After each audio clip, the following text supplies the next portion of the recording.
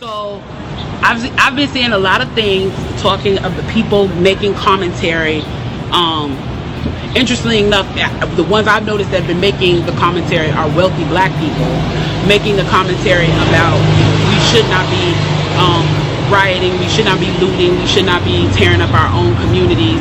And then there's been an argument of the other side of we should be hitting them in the pocket. We should be focusing on the blackout days where we don't spend money. But, you know, I feel like we should do both. And I feel like I support both. And I'll tell you why I support both. I support both because when you have a civil unrest like this, there are three types of people in the street. There are the protesters, there are the rioters, and there are the looters. The protesters are there because they actually care about what is happening in the community. They want to raise their voices, and they are there strictly to protest. You have the rioters who are angry, who are anarchists, who really just want to fuck shit up, and that's what they're going to do regardless. And then you have the looters. And the looters almost exclusively are just there to do that, to loot. Now, people are like, well, what did you gain? Well, what did you get from looting? I think that as long as we're focusing on the what, we're not focusing on the why, and that's my issue with that. As long as we're focusing on what they're doing, we're not focusing on why they're doing. And some people are like, well, those aren't people who are legitimately angry about what's happening. Those are people who just want to get stuff. Okay, well then, let's go with that. Let's say that's what it is. Let's ask ourselves why in this country in 2020, the financial gap between poor blacks and the rest of the world is at such a distance that people feel like their only hope and only opportunity to get some of the things that we flaunt and flash in front of them all the time is to walk through a broken glass window and get it. That they are so hopeless that getting that necklace, getting that TV, getting that change, getting that bed, getting that phone, whatever it is that they're going to get, is that in that moment when the riots happen and if they present an opportunity of looting, that's their only opportunity to get it. We need to be questioning that why. Why are people that poor? Why are people that broke?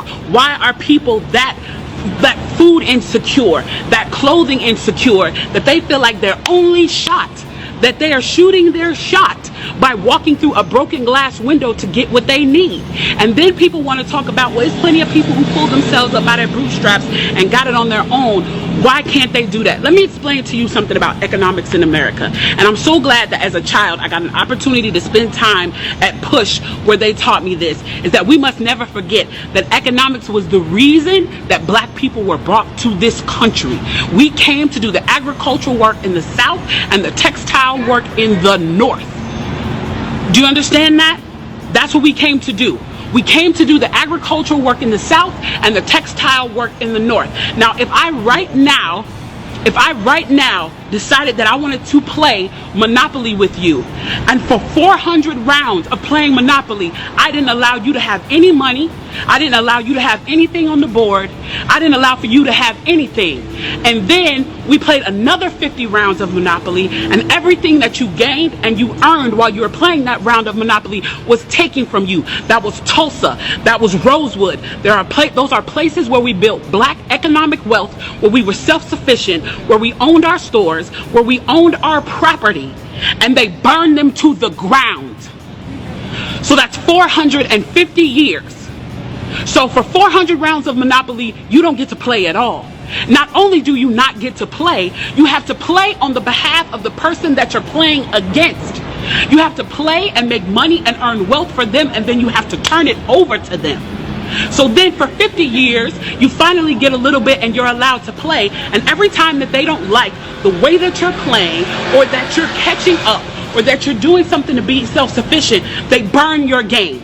They burn your cards. They burn your Monopoly money. And then finally at the release and the onset of that, they allow you to play and they say, okay, now you catch up. Now at this point, the only way you're going to catch up in the game is if the person shares the wealth, correct?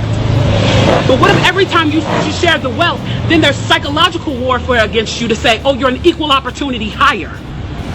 So if I played 400 rounds of Monopoly with you and I had to play and give you every dime that I made, and then for 50 years, every time that I played, if you didn't like what I did, you got to burn it like they did in Tulsa and like they did in Rosewood, how can you win? How can you win? You can't win. The game is fixed. So when they say, why do you burn down the community? Why do you burn down your own neighborhood? It's not ours. We don't own anything. We don't own anything.